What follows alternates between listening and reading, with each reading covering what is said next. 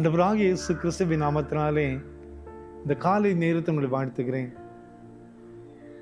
ஆண்டவர் சொல்லுகிறார் அழகான ஒரு வார்த்தை, சங்கீதம் 32:8, நீ நடக்க வேண்டிய வழியை உனக்கு காட்டுவேன் என்று ஆண்டவர் சொல்லுகிறார்.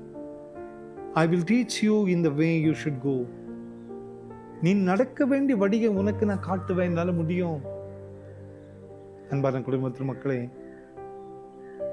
நாம் எந்தெந்த பாதையில என்ன செய்ய வேண்டும் என்று கலங்கி நிற்கிறோம்ல, பலர் சொல்லுகிற ஆலோசனையின் மத்தியில என்ன முடிவெடுக்க வேண்டும் என்று கலங்கி நாம நிற்கிறோம்ல, இன்னைக்கு அநேகருடைய சமூகத்தை சென்று நம் ஆலோசனை கேட்டுக்கொண்டே இருக்கோம்ல, அந்த ஆலோசனைகள் அநேகம் பொய்யாய் போய் விடுகிறது. இந்த ஆலோசனைகள் அநேகம் நமக்கு தீமையை வருவித்து விடுகிறது. ஆனா ஆண்டவர் சொல்லுகிறார், நான் உனக்கு ஆலோசனை தருவேன், நீ நடக்க வேண்டிய வழியை உனக்கு நான் காட்டுவேன் என்று ஆண்டவர் சொல்லுகிறார். இந்த காலை நேரத்துல நம்மை சுற்றிலும் வழியெல்லாம் அடைக்கப்பட்டு ஒரு இருள் நிறைந்த ஒரு பாதைக்குள் நம்ம நிக்கிற போல உணர்வல, நம் என்ன செய்வோம் என்று புரிந்து கொள்ள முடியாதபடி ஒரு வழி நமக்குள்ள இருக்கிறதுல ஆண்டவர் சொல்லுகிறார், உனக்கு இந்த ஒரு வழியை வைத்திருக்கிறேன், நீ நடக்க வேண்டிய வழியை உனக்கு நான் காட்டுவேன். யோசேப்பை கொண்டு வந்து ஜெயில போட்டாங்க, சுற்றிலும் அடைக்கப்பட்ட ஒரு பாதை தான், பாதையே இல்லாதபடி எல்லாமே அடைக்கப்பட்ட ஒரு சூழ்நிலை தான்.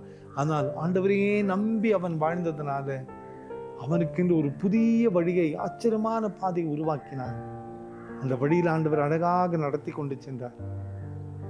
எகிப்துக்கு போவது ஆண்டவருடைய திட்டம்.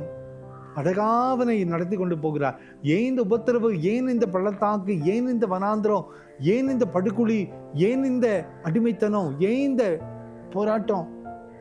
ஆனா ஆண்டவர் வழிநடத்துகிற அத்தனை பாதைகளிலுமே ஒரு நோக்கம் உண்டு. அவனை ராஜாவாக்க வேண்டும் என்பது ஆண்டவருடைய திட்டம். எனவே தான் இந்த பாதைகள் எல்லாம் நடத்தி கொண்டு போகிறார். அந்த ஆண்டவர் தான் சொல்லுகிறார், நீ நடக்க வேண்டிய வழியை உனக்கு நான் காட்டுவேன். அதனுடைய முடிவு மகிமை என்று ஆண்டவர் சொல்லுகிறார். அதனுடைய முடிவு சமாதானம் என்று ஆண்டவர் சொல்லுகிறார். அதனுடைய முடிவு மிகப்பெரிய ஆசீர்வாதம் என்று ஆண்டவர் சொல்லுகிறார்.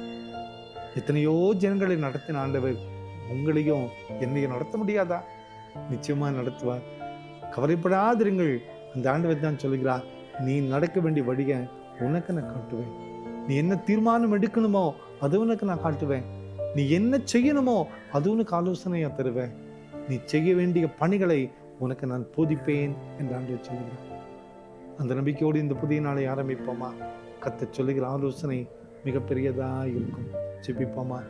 அன்பின் ஆண்டவரே, இந்த காலை நேரத்திலே நாங்கள் நடக்க வேண்டிய வழிகளை நீர் எங்களுக்கு கற்றுத் தருவதற்காக நன்றி கர்த்தாவே.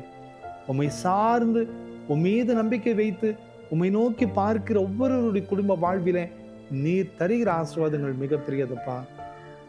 நீ நடக்க வேண்டிய வழி காட்டுவேன் என்று சொன்னீரேன். வழிகாட்டும் அப்பா, பலப்படுத்தும் அப்பா.